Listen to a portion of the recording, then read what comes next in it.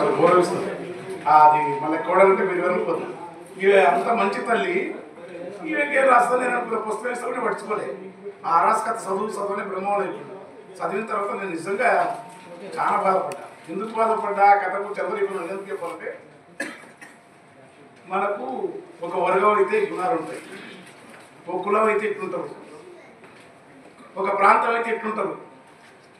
అది అంటే ఈ స్వభావం ఒక పెరుగుతున్న కాలంలో సొంత తమ్ముడు నా బిడ్డను గౌరవంగా ఎంచుకున్నాక నీ ఇంట్లో ఉంటే నా ఇంట్లో ఉంటాను ఇస్తే, మళ్ళీ తెలంగాణ స్త్రీవాదం కూడా ఉంది.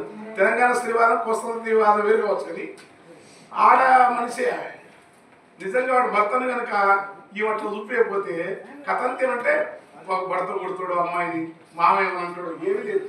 తెలంగాణలో ప్రత్యేక లక్షణం ఉంది. ఇది అంబటి సురేంద్రరాజు గారు ఇచ్చేది. అంటే అందరూ అట్లుంది కాదు, ఎందుకంటే చెల్లిరాల బాగయ్య గారు లాంటి వాళ్ళు అల్లిరాని చరిత్రని భారతంలో కథలోటి క్రియేట్ చేసి ఫెమినిస్ట్ కథ రాస్తున్నాడు.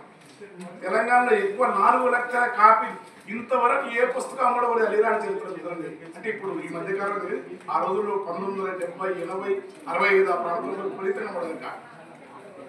తర్వాత మ్యాజిక్ రియలిజం మార్పు వేసి ఇవ్వడం మాకు తెలియదు, కానీ తెలియక ముందే కాంతామచ్చి తెలుగులో బాగా కానీ కాంతామచ్చి చరిత్రలోని కథ చూస్తే, అలిరాని చరిత్రలో గాలిని పాలు వినిస్తే మ్యాజిక్ రియలిజంలో ఎండింగ్ అంతా మామూలు ఉండదు. ఏంటంటే ఆ భర్త పోతా ఉంటాడు, కుదరదు ఆ కథ ఎప్పుడు చిన్న పుస్తకం కాంతామచ్చి చరిత్ర. తెలంగాణ మాండలికానికి పునాదులు ఉన్నాయి. చెరివాళ్ళ బాగానే కాదు, మనకు ఎప్పుడో కైపెత్తుల్లో మాండలికాలు ఉన్నాయి, లేకపోతే రాయవాచకంలో మాండలికాలు ఉన్నాయి. ఇదంతా గతంలో మాట్లాడారు. అదిగా తెలంగాణ మాండలికంలో అల్లం రాజయ్య గారు,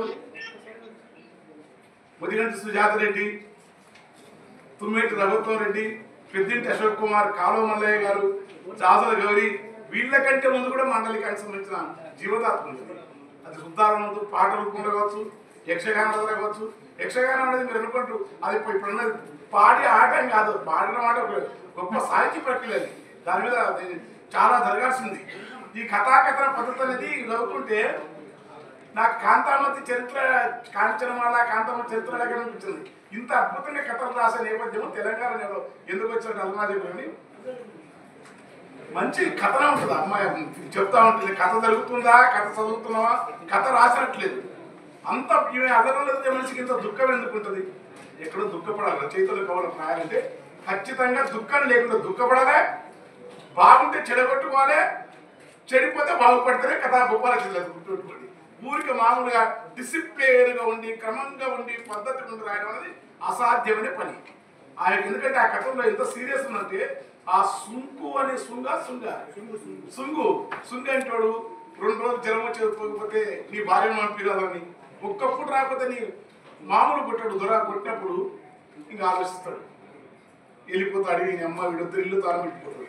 పోతే అడిగిదా పోలీసు వాళ్ళు ఇక్కడ వస్తున్నట్టు, పోలీసు వాళ్ళు లేదు, బట్టలేమో ఆకుపచ్చలు ఉన్నాయి అంటాడు. తర్వాత ఇక్కడ ఎందుకు వచ్చారు పోలీసులు లేకపోతే మేము ఎందుకు వచ్చిన బాధ అయిపోయింటే చెప్పినాక 10 రోజుల తర్వాత 1 నెల తర్వాత దొరకాలు ఎందుకు ఎవరు ఇవ్వరు కథ సమాధానం. అంటే ఇప్పుడున్న పరిస్థితుల్లో ఇప్పుడున్న నేపథ్యంలో మనం అనుకోవచ్చు, కానీ ఆ రోజు నా దుఃఖానికి అంత బాధ. ఒకవైపు భూస్వాములు జీతగాళ్ళ పైన ఉండే దుఃఖం అదంతా చెప్తుంది. మరోవైపు బాలగోపాల్ లాంటి వారు కృష్ణపడి కాడివేలో మనకు ఇంగ్లీష్లో పెద్ద తెలుగులో చదువుకున్న గారికి ప్రాయిడ్ కానీ అంత చేత మానవ మనస్తత్వంలో ఉన్న ఈగో ప్రాంత అహం ఒట్ట పాలకుండా పోతే వచ్చి గుర్తుతా అత్త అట్లా మీరు కథలో ఉంది. కానీ నేను రోజు 100 ఘటనలు చూపించాను ఊళ్ళలో, కోడళ్ళ పైన. తర్వాత ఒక్కొక్క కోడలు కూడా ఇట్లా పురుషులు కూడా. ఈ మానవ ప్రవృత్తిలోని ఈ వికారాలను కథగా మంచాలని ప్రపంచ స్థాయి రచయిత రహస్యం. ఈ అమ్మాయి ఏం చదువుకున్నా ఆ కథ చదివిన తర్వాత అర్రాస్ అనేది గొప్ప కథ. అది నాకు నచ్చింది. అందుకనే నేను ఆ మాటలు అల్లమను ఇక నాకెందుకు లక్కేందంటే, నా గురించి 2 మాటలు ప్రపంచంతో మోహన్ సారు, ప్రపంచంలో ప్రకాష్ గారు, అల్లమన్నను శ్రీనివాస్ గారు చెప్పాలంటారు. నాది ఈ సభకు వచ్చినందుకు అల్లమన్న నేను రాసింది ఏంటంటే నాకు మాకు పొందిపోతుంది. నాకు కూడా కొన్ని మురిపారు. అల్లం రాజయ్య గారు, అల్లం నారాయణ మాకు ఎందుకంటే కుటుంబం లేక మేము వారం అదంతా ఒక పద్ధతి. ఇట్లా ఆ తర్వాత ఆ పిల్లగాడు 100 రూపాయల కథ,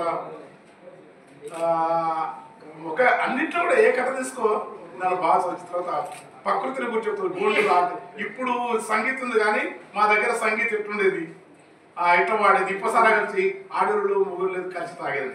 అసలు అది నచ్చింది నాకు. తాగితే మొగుడు తాగొద్దు, ఇద్దరు తాగితే తాగండి, లేకుంటే పోద్దు. ఇప్పుడు అరాధ పైసలు కూడా అరాధ వాడిని కొన్ని పైసలు పక్కెట్టండి, ఎందుకంటే తాగడం ఉంటే తాపండి మొత్తం పైసలు తాగొద్దు ఎవరు ఇప్పుడు విలువ లేకుంటే తాగితే తాగనే వద్దు. తాగితే గోల్డ్ కల్చర్ పొద్దుస్థానం కష్టపడతారు, ఇది చేసుకుంటారు, సపరేట్గా ఉంటారు.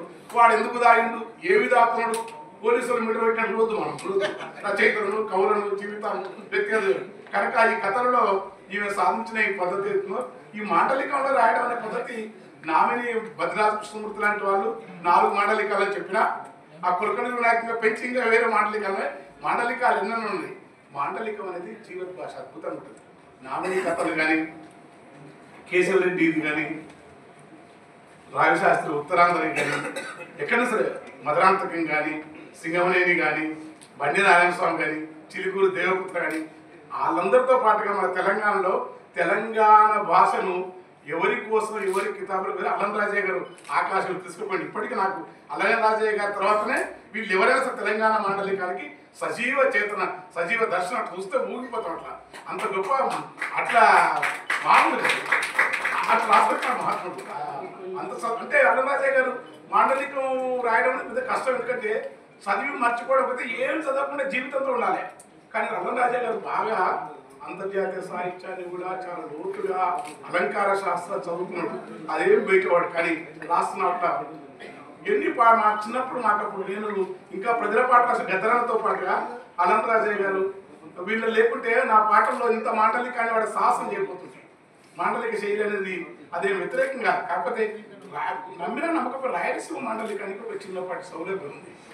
మనకేంటంటే ఉర్దూ పదాల వల్ల మన ఉర్దూ పదాలు ప్రతి మాండలికంలో తేడా ఉంటుంది. కానీ రాయలసీమ మాండలికం చదవండి, చిత్తూరు మధురాంతకం కేశవరెడ్డి వాళ్ళకి చాలా ఈజీగా అర్థమవుతుంది మనం చదివినది. కారణం అదేందో ఇప్పటికీ నాకు అది భాషావేత్తలు చెప్పాలి చాలా చర్చ. నాకు నామినీ కథలు చదివితే అన్ని ప్రాంతాలు తెలంగాణ చివరికి తెలంగాణ మాండలికం అర్థం కాదు వాళ్ళు చెప్తున్నారు. మనకే ఈ వీర మాండలికాన్ని వాడే పద్ధతిలో కొద్దిగా చేయగలం. అంటే ప్రజల్లో సులభమైన పదాలు ఉన్నాయి. ఈ ఒత్తులు పయ్య టైర్ అంటే పై అంటారు, గాలి ప్రజల్లో చాలా సులభంగా తెలంగాణ లోతుల్లో చాలా ఒరిజినల్ మాండలికాలు ఇంకా ఉన్నాయి. అవి ప్రజల్లోకి కొంతకాలం అయితే వెళ్ళిపోతాయి. దాన్ని అమ్మాయి పట్టుకోవడం వల్ల నాకు ఇందులో దక్షిణ తెలంగాణ అంటే నాకు కొన్ని పదాలకు ఎత్తుకోవచ్చు. ఇప్పుడు అన్నాడు ఆదరి ఇదరి అక్కడ ఆదరి ఇదరి పిస అంటారు. ఆ పిస నాకు అర్థం కాదు. అచ్చిందంటే నేను ఇప్పటికీ నాకు అర్థం కాదు. కానీ నాకు అదృష్టం ఏంటంటే ఇవి అల్లం రాజయ్య గారి కథలు చదువుకోవడం. కానీ అల్లం రాజయ్య కథల్లో 9 కథల్లో అట్లా కనిపిస్తుంది. శ్రీధర్ దేశపాండే వసంతరావు దేశపాండే ఉండి అడవి కథ రాసిన ఆయన కూడా మాండలికం రాశాడు. కాలం మల్లయ్య కథ అర్థమవుతుంది. ఇప్పుడు ఈ కథలు కూడా పెద్ద దశ ఆ రకంగా రాస్తుంది. ఏం బాధలు చిన్న వయసు అన్న చెప్పిన శైలి పరిణతి అనేది ఎవరి శైలిని ఆకరించాల్సిన అవసరం, ఎవరి కోసం ఈ ప్రక్రియ ఈ పద్ధతి ఉండాలా ఇది అవన్నీ ట్రాష్ మనం ధిక్కారం ఉండాల్సిందే. నామిని అందుకే సక్సెస్ అయింది. చాలా ఎవరైనా సరే ఆ ధిక్కారం ఖచ్చితంగా లేకపోతే ఆ ధిక్కారం అట్లని వాళ్ళ పట్ల పూర్వ కవుల పట్ల పూర్వ మార్గాల పట్ల గౌరవం అనుసరణీయ ఉండాలి. ఉండటంతో పాటు అన్నీ మర్చిపోయి తనదైన ముద్ర వేసుకుంటూ పోతే ఎందుకు రాస్తున్నావు అనేది మాత్రం గుర్తుపట్టాలి. రాసేది బాధ అవుతున్నావు ఆనందం నీవేదైతే అది రాయి. నీవు ఒకటి నమ్మి ఒకటి రాయదు. ఈమెలో అది కనపడేది నాకు. ఈమె నమ్మిందే రాసింది. ఈమెకు బయటికి కనపడటంత అది లేదు. పీడితుల పట్ల దుఃఖితుల పట్ల అమాయకుల పట్ల అమాయకులు ఎవరైతే వాళ్ళ పట్ల చాలా జాలి ఉంది. పైకి కనపడుతుంది కానీ ఈ జాలి ఈ కసి ఉన్న వాళ్ళే ప్రపంచంలో వాళ్ళు నిలబడతారు. నీవెంత ఆనందంగా గొప్ప శిల్పంతుడు గొప్ప రాస్తే ఆ కసి నీ హృదయంలో నీ వారస నీ రక్తనిష్టం అయిపోతుంది తప్ప నీవు రక్తనిష్టంగా